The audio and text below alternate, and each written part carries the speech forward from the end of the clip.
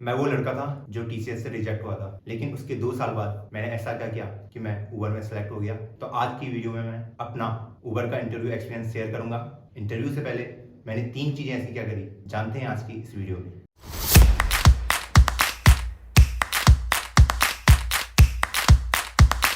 मेरा interview schedule था 1 दिसंबर को, पिछले साल 2021 में। तो पहले मैं आपको 30 नवंबर की बात बताऊंगा मैंने क्या क्या किया। तो सबसे पहले उस दिन मैं सुबह उठा था।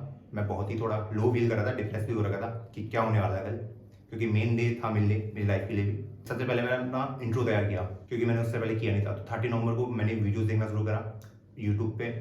थोड़ा मैंने बाहर से भी पढ़ा, इंटरव्यू वगैरह वहाँ पे मैंने पूरा देखा कि क्या क्या मैं बोल सकता हूँ। तो 3-4 घंटे में मैंने अपना इंट्रो तैयार किया अच्छे से और उसको प्रैक्टिस करी कैमरे के सामने। जब एक बार ये हो गया तो उसके बाद मैंने सोचा मैं सो जाता हूँ कि थोड़ा रिलैक्सेशन भी चाहिए, क्योंकि मेरा जो इंटरव्यू था वो रात 12 बजे से शुरू होना था। और मैं थोड़ा मॉर्निंग टाइप का पर्सन हूँ, जो मॉर्निंग में ही सारे काम करना पसंद करता हूँ और रात को मुझे सोना सही लगता है। लेकिन वहाँ पे पूरा उल्टा था, रात को पूरा इंटरव्यू था। तो उसके बाद मैंने दिन में 1-2 बजे सोने की कोशिश करी, पर नींद नहीं आ रही थी। उसके बाद मैंने उठा, फिर मैंने अपने जो भी प्रोजेक्ट वगैरह थे उन पे देखना, गो थ्रू करना शुरू करा। देखा कि क्या क्या चीज़ें मैं बोलूँगा, क्या क्या पॉइंट्स, कहाँ कहाँ से मुझे क्वेश्चन पूछे जा सकते हैं। तो उनको मैंने अच्छे से डिटेल में पढ़ा। फिर मैंने अपना रिज्यूमे भी खोला, देखा कि मैंने इसमें क्या क्या लिखा है, क्योंकि जो भी हमारा इंटरव्यू होने वाला है वो सब हमारे रिज्यूमे बेस में ही होगा।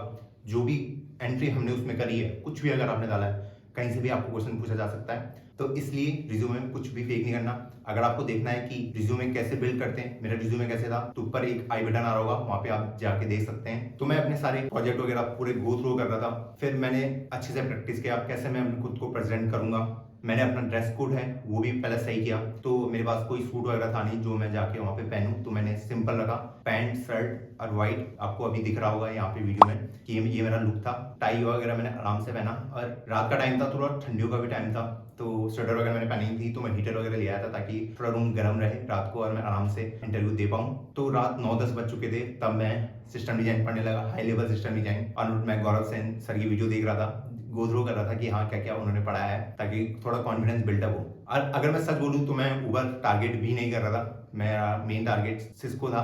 मैं सोचा कि उबर का मैं सिर्फ एक्सपीरियंस के लिए दे देता हूँ अपना इंटरव्यू, थोड़ा मुझे कॉन्फिडेंस भी मिल जाएगी कि मैं उबर का इंटरव्यू दे के आया हूँ। अगर मैं बात करूँ एंग्जाइटी की, तो थी, थोड़ा रहता है कि जब आप अपने लैपटॉप पहला इंटरव्यू दे रहे हैं, तो जैसे ही रात के 12 बजे मुझे नोटिफिकेशन आता है कि आपका 12:55 से आपका इंटरव्यू शेड्यूल है, और मुझे जाना था उसमें अटेंड करने। दिक्कत की सबसे बड़ी बात ये थी कि मैं थोड़ा गांव के इलाके से हूँ, वहाँ थोड़ा ब्रॉडबैंड वगैरह कुछ रहता नहीं है, तो मुझे मोबाइल के इंटरनेट से ही कनेक्ट करना होता है हर जगह। वहाँ पे थोड़ा कनेक्शन इशू मुझे आ रहा था। तो पहले मैंने ज्वाइन किया, जब पहले का कुछ टाइम मेरा दिमाग बिल्कुल सुन्न हो रहा था। जो सर थे जो मेरा इंटरव्यू ले रहे थे, उन्होंने अपना इंट्रोडक्शन दिया, मैं कुछ सुन ही नहीं पा रहा था वो क्या क्या कह रहे हैं, इतना मैं डरा हुआ था उस टाइम पे। फिर जैसे उन्होंने खत्म किया, अब मेरा नंबर था खुद को इंट्रोड्यूस कराने का, लेकिन मैंने अच्छे से प्रैक्टिस कर रखी थी। जो भी बच्चे वीडियो को देख रहे हैं, मैं आपको बोलूंगा कि अपना इंट्रो ना अच्छे से तैयार करो, ताकि अगर आपने वो एक बार में बोल दिया अच्छे से, तो आपको थोड़ा कॉन्फिडेंस फील होगा वहाँ पे। इंट्रोडक्शन के ऊपर मैं नेक्स्ट वीडियो बनाऊंगा डिटेल में कि कैसे आप बोल सकते हैं। अभी के लिए मैं अपना इंट्रोडक्शन पार्ट छोड़ देता हूँ कि मैंने क्या क्या बोला। अगली वीडियो में उसे पूरा डिटेल में कवर करूंगा कि आप कैसे इफेक्टिवली जो भी इंटरव्यूअर है आप उनको इंप्रेस कर सकते हैं। तो मैंने अपना इंट्रो दिया एक ही बार में, अब बिल्कुल अच्छा दिया, जो मैं देना चाहता था। 1 मिनट का इंट्रो था, मैंने अच्छे से दिया। फिर सर ने मुझे बोला कि आप अपने लैपटॉप पे कोड सिग्नल खोलिए। ऑनलाइन था पूरा इंटरव्यू, क्योंकि कोविड का टाइम था, तो मैं घर पे बैठ के दे रहा था। तो मैंने कोड सिग्नल बोला, अपनी स्क्रीन शेयर वगैरह करी, कैमरा ऑन था। सर ने मुझे जब पहला क्वेश्चन एक्सप्लेन किया, तो फिर वही दिमाग थोड़ा सुन्न हो रखा था, मतलब कुछ समझ ही नहीं आ रहा था कि सर पूछ कर रहे हैं। ऐसे टाइम पे ना आपको ज्यादा लो फील नहीं करना, ये सबके साथ होता है जब हम जाते हैं। लेकिन वो इतने कोऑपरेटिव थे कि कुछ टाइम बाद मैंने खुद को होश में लिया। वो मुझे क्वेश्चन एक्सप्लेन कर रहे थे, लेकिन मैं समझ नहीं पा रहा था। तो मैंने सर को बोला कि सर मुझे थोड़ा टाइम दीजिए, मैं खुद से एक बार क्वेश्चन रीड कर लूँ। तो सर ने कहा चलो ये बढ़िया है, आप करो। तो मैंने क्वेश्चन रीड किया। अब अगली बात ये होती है कि जब भी आप क्वेश्चन रीड भी कर रहे हैं, तो आप खुद मुंह से बोलें, ताकि इंटरव्यू को लगे कि आप कुछ कर रहे हैं। उसके बाद सर ने कहा कि आपके दिमाग में क्या अप्रोच आ रही है। अचानक से अप्रोच हिट नहीं होती है, तो मेरे साथ भी वही हुआ। लेकिन 1-2 मिनट बाद एक अप्रोच मेरे दिमाग में हिट हुई। तो क्वेश्चन थोड़ा वेरिएशन था बुक एलोकेशन का, जो आपने देखा होगा कि बुक एलोकेशन एल्गोरिथम है, उसका वेरिएशन था। उसमें डॉक्टर एंड नर्स थे, एग्जैक्ट क्वेश्चन मैं आपको बता नहीं सकता, लेकिन उसका वेरिएशन था। तो वो अप्रोच मेरे दिमाग में आई, अब मैंने सीधा वही बोल दिया। आपने हमेशा सुना होगा कि हमेशा एक नाइव अप्रोच से क्वेश्चन को एक्सप्लेन करो, लेकिन ये स्ट्रेटेजी पुरानी हो चुकी है। आपको जो आता है वो बोलिए, क्योंकि जब आप इंटरव्यू दे रहे हैं वो आपको अपना टाइम भी बचाना है, इंटरव्यूअर का भी टाइम बचाना है। अगर आप पहले अगर नाइव अप्रोच, फिर उसको और ऑप्टिमाइज, फिर उसको एक और ऑप्टिमाइज, ऐसा अगर करके चलेंगे तो आपका टाइम भी खत्म हो सकता है, क्योंकि इंटरव्यू सिर्फ 45 मिनट का था, उसके अंदर ही मुझे सब कुछ हैंडल करना था। मेरे दिमाग में वही अप्रोच आई, मैंने वही एक्सप्लेन कर दी, सीधा ऑप्टिमाइज अप्रोच बोल दी। ये नहीं कि मैंने वो क्वेश्चन पहले का देखा हुआ था, ये था कि मैंने क्वेश्चन इतना प्रैक्टिस कर रही थी, जब भी उस टाइप के क्वेश्चन का कोई भी वेरिएशन आए तो मैं वो एक्सप्लेन कर पाऊँ। तो वही हुआ, सर मैंने कोड लिखा। अब कोड लिखते टाइम में आपको थोड़ा स्मार्ट वर्क करना है, तो मैंने सर को पूछा कि सर क्या मैं जो वेरिएबल के नाम है उनको एक प्रॉपर वेरिएबल की तरह लिखूं या फिर एक्स वाई के टाइप में लिख दूं, क्योंकि उससे मेरा टाइम बचता। अगर मैं पूरा वेरिएबल को पूरा लिखता तो थोड़ा टाइम बढ़ जाता। तो सर ने कहा जो तुम्हारी मर्जी वो कर लो। तो मैंने फिर एक्स वाई वेरिएबल के नाम लिख के पूरा कोड लिख दिया। फिर सर ने कोड देखा, उन्होंने इंप्रेस हो गए थे कोड देख के, फिर उन्होंने एज केसेस पूछे, मैंने वो भी हैंडल कर दिए। उसके बाद सर ने अगला क्वेश्चन पूछा सेकंड, तो वो था ट्री बेस्ड क्वेश्चन था। फिर वही पूरा क्वेश्चन एक्सप्लेन किया, तो ट्री के उसमें बेस था, लेकिन वो एक मैथमेटिकल फंक्शन से पूरा सॉल्व हो जाता। तो मैंने वही सर को पूरा एक्सप्लेन करा। जब मैंने पहला क्वेश्चन कंप्लीट कर दिया था ना, तो ये लग गया था कि यार थोड़ा कॉन्फिडेंस बढ़ गया था कि मैंने ऊबर का ही क्वेश्चन कर लिया। उस टाइम पे मैंने सोची ही थी। तो जैसे सेकंड क्वेश्चन आया, तो मैंने सेकंड क्वेश्चन में एक मैथमेटिकल फंक्शन से पूरा एक्सप्लेन कर दिया। उसका मुझे कोड लिखने को नहीं बोला। जब सर ने मुझे केसेस पूछे, तो मैंने मेरा जो मैथमेटिकल फंक्शन था वो सब केसेस कवर कर रहा था, तो सर सेटिस्फाई हो गए थे। जो इंटरव्यू था इस टाइप का था कि आप 45 मिनट में कितने ज्यादा क्वेश्चन सॉल्व कर सकते हैं। फिर सर ने एक और क्वेश्चन पूछ दिया मुझे, फिर उस क्वेश्चन को भी मैंने पहले देखा, अच्छा पढ़ा, उसकी मुझे एक ही अप्रोच आई और वो बेस और नाइव मेथड ही था। उसको मैंने एक्सप्लेन किया सर को, टी बेस्ड ही पूरा क्वेश्चन था। तो जब मैंने सर को एक्सप्लेन किया तो सर सेटिस्फाई हुए। तो मैंने सर को बोला सर मैं इसको ऑप्टिमाइज करना चाहता हूँ, और तो मैंने थोड़ा सोचा ट्राई पर ट्राई मेथड होता है, उससे मैंने उसे करने की कोशिश कर पाया, लेकिन और ऑप्टिमाइज वो क्वेश्चन हो नहीं रहा था। तब तक मेरा टाइम ओवर हो चुका था। तो मैंने 3 क्वेश्चन मैंने पूरे कर लिए थे। तो जैसे ही सब कुछ कंप्लीट हुआ, सर ने पूछा कि एनी डाउट जो तुम मुझे पूछना चाहते हो। तो यहाँ पे देखो, जब भी इंटरव्यूअर आपको पूछे कि कोई डाउट है या फिर कोई क्वेश्चन आपको पूछना है, तो यहाँ पे आपको ये दिखाना है कि आपके अंदर क्यूरियोसिटी है पूछने की। ये नहीं कि हाँ सर कुछ नहीं, कोई डाउट नहीं है, मैं खुश हूँ, या फिर ये मत पूछना सीधा कि फीडबैक क्या है। पूछ सकते हो फीडबैक भी, वो ठीक है, लेकिन उस टाइम पे वो आपको एकदम नहीं बताएं। तो मैंने उससे बेटर मैंने जो अप्रोच करी, मैंने पूछा सर को, सर ये थर्ड क्वेश्चन में किस तरीके से और कर सकता था, और कोई ऑप्टिमाइज अप्रोच। तब सर ने मुझे समझाया कि ऐसे भी हम इस क्वेश्चन को कर सकते हैं। तो उसके बाद मेरा वो वाला इंटरव्यू ओवर हो गया। 45 मिनट मतलब 2 बजे के अराउंड, 2 बजे से पहले मेरा वो इंटरव्यू खत्म हो गया था। अब मैं खुश तो बहुत था क्योंकि मेरे 3 क्वेश्चन बन गए थे, और मैं एमटेक से अकेला था जो कि सेकंड राउंड में पहुंचा। जब मैं सेकंड राउंड में पहुंचा, उसके बीच में मैंने पहले खुद के लिए चाय बनाई रात को, क्योंकि घर वाले सब सो गए थे, मम्मी पापा। तो मैंने चाय बनाई, पिया। फिर मेरा सेकंड इंटरव्यू शेड्यूल हुआ सिस्टम डिजाइन का। तो वो था लो लेवल सिस्टम डिजाइन। अब क्या हुआ कि जैसे मैं ज्वाइन करने गया, अब मुझे यहाँ पे सबसे बड़ा धोखा ये मिलता है कि मेरा इंटरनेट मुझे धोखा दे देता है। मेरा इंटरव्यू शेड्यूल होता है, मैं ज्वाइन करता हूँ और मैं ज्वाइन ही नहीं हो पाता। और इतना बुरा लगता है कि मुझे लगा कि अब मैं गया, अब कुछ नहीं होने वाला, क्योंकि मैं ज्वाइन ही नहीं हो पा रहा था। हो रहा था कनेक्शन करके ऑफ हो जा रहा था। फिर मैंने जो हमारे पीओसी हैं उनको बोला कि मेरे को अभी थोड़ी इंटरनेट कनेक्टिविटी की दिक्कत आ रही है। उन्होंने थोड़ा कॉपरेट किया। उन्हें कुछ देर बाद, आधे घंटे बाद, मेरा दोबारा रीशेड्यूल कराया इंटरव्यू सिस्टम डिजाइन का। फिर मैंने जब दोबारा इंटरव्यू शेड्यूल किया, फिर वही सेम प्रोसीजर, जो इंटरव्यूअर थे उन्होंने खुद को इंट्रोड्यूस किया, फिर मैंने खुद को किया। फिर उन्होंने मुझे क्वेश्चन पूछा। तो जो क्वेश्चन था वो था एक ग्रोसरी का एक सिस्टम डिजाइन बनाना था, एक डिजाइन बनाना था पूरा कोड लिख के, तो उसको मुझे करना था। तो फिर सर ने पूरा क्वेश्चन मुझे एक्सप्लेन किया। आपको एक चीज भी करनी है, जब आपको कोई क्वेश्चन एक्सप्लेन करता है तो आपको आराम से सुनना है, पहले पूरा क्वेश्चन सुने, बी अ गुड लिसनर। अगर हम गुड लिसनर नहीं है तो हम वो हमारी नेगेटिव डिसएडवांटेज बन जाता है। तो मैंने पूरा क्वेश्चन सुना, फिर मैंने सर को पूछा कि ये चीजें मैं कर सकता हूँ। अब देखो सिस्टम डिजाइन में ये होता है कि अब मैं वेरिएबल का नाम मैं एक्स वाई जेड नहीं लिख सकता, क्योंकि वो बहुत बड़ा बनेगा। अगर आपने X Y Z A B C करके अगर नाम रख दिए तो आप खुद कंफ्यूज हो जाओगे, क्यों बहुत बड़ा रहेगा फंक्शन वगैरह। तो उसमें 6 फंक्शन थे, तो मुझे लिखने थे। तो मैंने प्रॉपर नेमिंग दिया हर चीज को, डेट को डेट, ऐसे करके सारे हर चीज को मैंने नेमिंग दिया प्रॉपर। तो मैंने स्टार्ट किया, लेकिन मेरी अप्रोच दूसरी थी जिस तरीके से मैं उस क्वेश्चन को अप्रोच कर रहा था। ना ही मैंने सिस्टम डिजाइन के लिए कभी प्रैक्टिस करी थी। हाँ, एमटेक के दौरान हमने काफी प्रोजेक्ट बनाए हैं जिसमें हमने उस टाइप के डिजाइन हमने बनाए हैं, तो शायद उसी से मुझे काफी हेल्प हुई। लेकिन स्पेशली मैंने कभी अलग से प्रिपरेशन नहीं करी थी लो लेवल सिस्टम डिजाइन के लिए। तो वो क्वेश्चन मैंने अनऑर्डर मैप वगैरह सब यूज करके ऑप्टिमाइज तरीके से मैंने किया। तो पहले मैंने अपनी अप्रोच समझाई सर को कि सर मैं इस तरीके से क्वेश्चन को सॉल्व कर रहा हूँ। तो उसमें काफी बातचीत हुई हमारी, तो सर सेटिस्फाई हुए। एक बार जब मैंने पूरा क्वेश्चन कर लिया, सर सेटिस्फाई थे, क्योंकि मैंने थोड़ा कोड को ऑप्टिमाइज भी कर दिया था। सर काफी इंप्रेस थे मुझसे। उसके बाद जब सर ने फिर लास्ट में वही क्वेश्चन सेम की, कोई क्वेरी जो आप पूछना चाहते हो ऊबर के बारे में, तो मैंने फिर वही स्ट्रेटेजी अपनाई कि सर क्या आप मुझे बता सकते हैं कि मैं इसको दूसरे तरीके से कैसे कर सकता था। फिर सर ने मुझे कोड एक्सप्लेन किया 5 से 10 मिनट बैठा के कि हम इस तरीके से भी इस क्वेश्चन को कर सकते थे, और उसके बाद मेरा पूरा इंटरव्यू खत्म हो गया।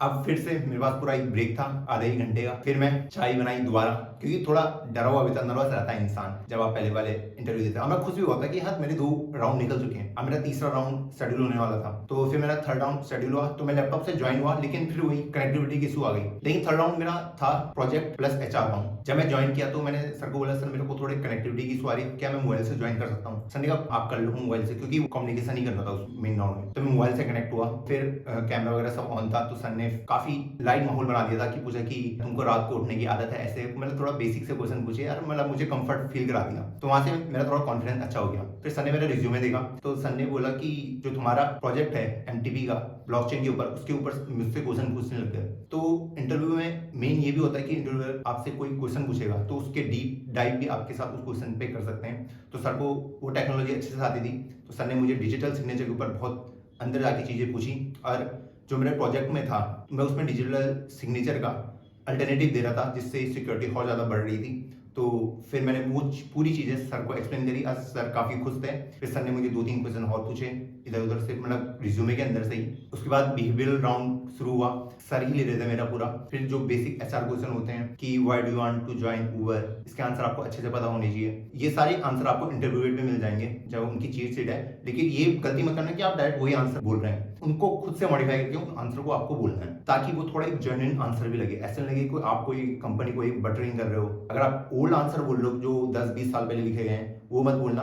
इंटरव्यू के आंसर पढ़ो, सोचो कि थोड़ा आपको आइडिया लग जाए कि मुझे किस तरीके से आंसर को फॉर्म करना है। मैं सारी लिंक अपने डिस्क्रिप्शन बॉक्स में दे दूंगा, जहाँ जो जो रिसोर्सेज मैंने यूज करी है। तो उसके बाद सर ने मुझे एक और क्वेश्चन पूछा कि कभी जब तुम किसी ग्रुप प्रोजेक्ट में काम कर रहे थे तो तुम्हारा कोई कॉन्फ्लिक्ट नहीं हुआ? तो मैंने कहा हुआ। तो सर ने फिर पूछा कि उस चीजों से आपने ओवरकम कैसे किया, फिर क्या हुआ? तो उस टाइप के क्वेश्चन मुझे पूरे एचआर राउंड में पूछे गए, मैंने बहुत अच्छे से उन सब का आंसर दिया। तो एक बार फिर जब सब खत्म हो गया, सर ने फिर पूछा कि एनी डाउट? तो अब एचआर राउंड खत्म हो चुका था, तो मैंने पूछा कि सर कि उबर का एनवायरनमेंट कैसा है। तो सर का मैंने जॉब प्रोफाइल के बारे में पूछा, सर क्या क्या करते हैं, वहाँ का वर्क कल्चर कैसा है, ये चीजें मैंने सर से पूछी। और इस तरीके से मेरा पूरा इंटरव्यू खत्म हो गया। तो टाइम 5-5:30 बजे के लगभग मेरा पूरा इंटरव्यू खत्म हो चुका था। अब मुझे डर ये लग रहा था अगर मेरा उबर में नहीं हुआ तो मुझे फिर नेक्स्ट स्लॉट में 8 बजे वाले में दूसरी कंपनी में बैठना पड़ेगा। अब मैं पूरी रात सोया नहीं था, फिर इसी हालत में मुझे दोबारा दूसरा इंटरव्यू देना पड़ेगा अगर नहीं हुआ तो। थोड़ा डर लग रहा था, तो मैंने सोचा कि अभी एक नैप ले लेता हूँ 8 बजे तक के लिए। तो मैं सोने चले गया। मैं सो रहा था पर नींद नहीं आ रही थी, क्योंकि थोड़ा घबराहट आता है कि हाँ थोड़ा रिजल्ट आ जाए जल्दी से।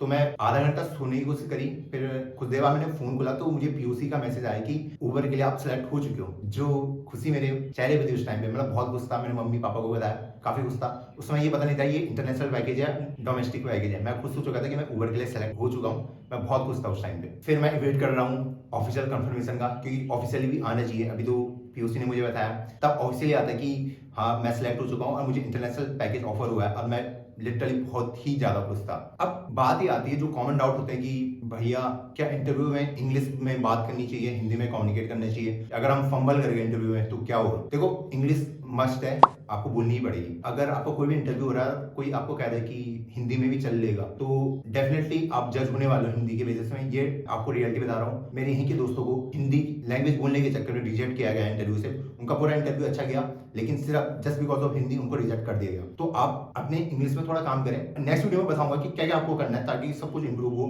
इस वीडियो को मैं थोड़ा उतना डेप्थ में नहीं घुसूंगा। हाँ, अगर आप फंबल करते, देखो फंबल करना कोई दिक्कत नहीं है, क्योंकि जब आप कोई लॉजिक एक्सप्लेन कर रहे हो, अब ये तो है नहीं आप रट के आए हो तो आप एकदम एक ही फ्लुएंसी में सब कुछ बोल दो, क्योंकि आप सोच रहे हो फिर बोल रहे हो लॉजिक को, तो वहां पे फंबल चल जाता है। लेकिन जब आप अपना इंट्रो दे रहे हो, वो आपने याद किया हो, तो आप एक ही बार में बोल दो, वो ज्यादा अच्छा रहेगा। आप अपना प्रोजेक्ट एक्सप्लेन कर रहे हो तो एक ही बार में बोल दो, क्योंकि आप उसकी प्रैक्टिस करके आए हो। लेकिन जब आप लॉजिक एक्सप्लेन करो, वहां पे फंबल करना बनता है, क्योंकि वो तो आप पहले से प्रैक्टिस करके नहीं आए ना, वो तो आप वहां पे सोच रहे हैं फिर बोल रहे हैं। तो यहाँ पे ये चीजें काम आएगी। बाकी अपना ड्रेस कोड वगैरह अच्छा रखना। मेरी तो बीएड वगैरह आती है नहीं, तो मैं तो ऐसे ही चले गया था, क्योंकि था नहीं कुछ। लेकिन जिनकी बीएड वगैरह आती है, थोड़ा प्रॉपर सेव वगैरह कर लेना। थोड़ा एक प्रोफेशनल आप लगने चाहिए जब आप इंटरव्यू देने जा रहे हैं, और एक अच्छी सी स्माइल आपके फेस होनी चाहिए जब भी आप बात कर रहे हैं, ताकि आप थोड़ा वैसा ना लगे रूड सा। और एक चीज और का ध्यान रखें, जब भी आप इंटरव्यू दे रहे हैं, कभी भी इंटरव्यू का ऐसा फील नहीं कराएंगे उसको कुछ नहीं आता, आपको सब कुछ आता है। क्योंकि बहुत बच्चे ये मिस्टेक करते हैं कि मुझे ये आता है। बहुत बार ऐसा होता है कि इंटरव्यूअर आपका ये टेस्ट ले रहा होता है वहां पे कि बच्चा कैसा है, कहीं ये खुद को बहुत ज्यादा तुर्रम खान तो नहीं समझता। तो आपको वो चीजें भी ध्यान रखनी है। आपको पोलाइटनेस जो होगी ना, वो होल्ड करके रखनी है। प्यार से बोलना है, प्यार से समझाना है, इंटरव्यूअर को बीच में नहीं टोकना। अब जो 3 चीजों की मैं बात कर रहा था जो मैंने इंटरव्यू से पहले की, पहला था कि मैं उबर को टारगेट लेके नहीं चल रहा था, बिल्कुल नहीं चल रहा था। मैंने सोचा था मैं सिस्को को टारगेट करूंगा, इसलिए थोड़ा बहुत प्रेशर मेरे अंदर से कम हो गया था। सेकंड ये है कि मेरा जो अपना इंट्रो था वो मैंने बहुत अच्छे से तैयार किया था, मैंने बहुत ही अच्छे से, कि मैं एक ही बार में 1 मिनट का इंट्रो अच्छे से बोल दूं। इससे ना अगर आप एक बार इंट्रो अच्छे से बोल देते ना तो आपका कॉन्फिडेंस ही नेक्स्ट लेवल चल जाता है। अब जो थर्ड चीज है वो है क्यूरियोसिटी प्लस गुड लिसनर। आपको इंटरव्यू के टाइम में क्यूरियस भी होना है, जब भी आपको कोई डाउट आए तो पूछिए। आपको एक गुड लिसनर भी होना है, जब आप इंटरव्यू आपको क्वेश्चन एक्सप्लेन कर रहा है अच्छे से सुने, उनके जो भी वो पूछ रहे हैं उनको अच्छे से सुने, और क्यूरियस रहें जो भी आपको डाउट आए, पर बीच में बिल्कुल भी डिस्टर्ब नहीं करना, वो आपकी एक नेगेटिव इमेज बना सकता है। तो इन चीजों का आपको अच्छे से ध्यान रखना है। अगर आप इन चीजों का अच्छे से ध्यान रखते हो तो आप मतलब कुछ भी फोड़ सकते हैं। तो अगर इस वीडियो से रिलेटेड आपको कुछ भी डाउट है तो मुझे कमेंट सेक्शन में पूछें। और नेक्स्ट वीडियो तो मेरा आ ही रहा है कि मैंने कौन सा इंट्रो दिया था अपने इंटरव्यू में, तो उससे भी आपको काफी अच्छी हेल्प होगी। तो तब तक के लिए बाय बाय।